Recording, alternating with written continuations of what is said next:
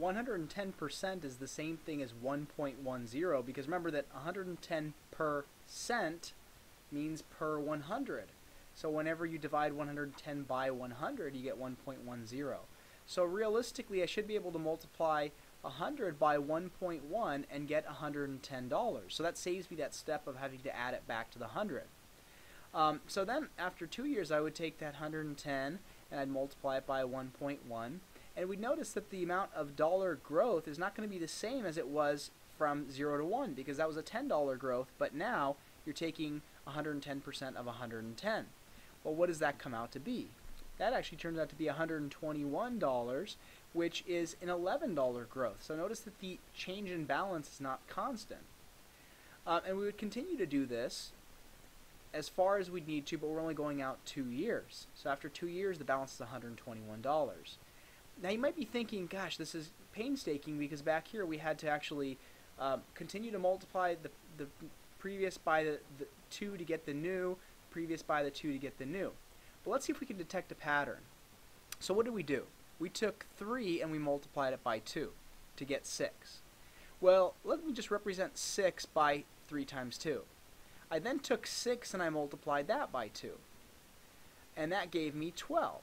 So really what I did was 3 times 2 times 2. And we know that order of multiplication doesn't matter. In other words, 2 times 2 is 4, times 3 is 12. That gives me that number. 3 times 2 is 6, times 2 is 12. Also gives me that number.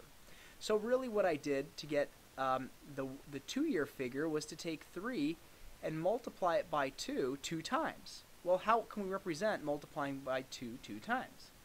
And a power of 2. And similarly, if I think about this whole thing as representing the number 12, I took 12 and doubled it to get the next year. So to get this, for the 3rd year, I actually doubled the initial value 3 times. And if you follow this pattern, you'll notice that here I just doubled 4 times, here I just doubled 5 times. So to answer whether this is a smart investment or not, well, let's see what he's making after 30 days. Just for example. So after 30 days, I can simply enter this amount into my calculator as 3 and then parentheses 2 parentheses raised to the 30th power. And look at that. That's how many pennies this person would get after 30 days on the job, which is great, which comes out to about let's see, the decimal place would be here, $332,212,254.72 on the 30th day. So that'd be a really good deal. Similarly over here, we had the initial value of 100, and we multiplied it by 1.1 to give us 110. And then if we treat this as $110, we took that and multiplied by 1.1 again to get $121. Well, isn't that the same thing as 100 times 1.1, the second power? And isn't, so for this value here, and isn't this just going to be 100 times 1.1 to the third? This is a beautiful way to do it because it doesn't rely on the previous value to need to know the new value. Well, we now need to make sure we distinguish between what we're referring to as a rate and what we're referring to as a factor. So we always think in terms of here's the think part. Here's how I think it's important to think. What part of 100% will you have?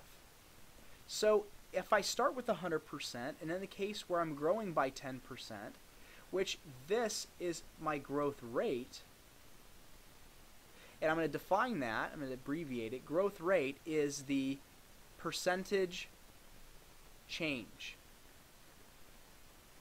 The growth factor is what you have, or what you will have.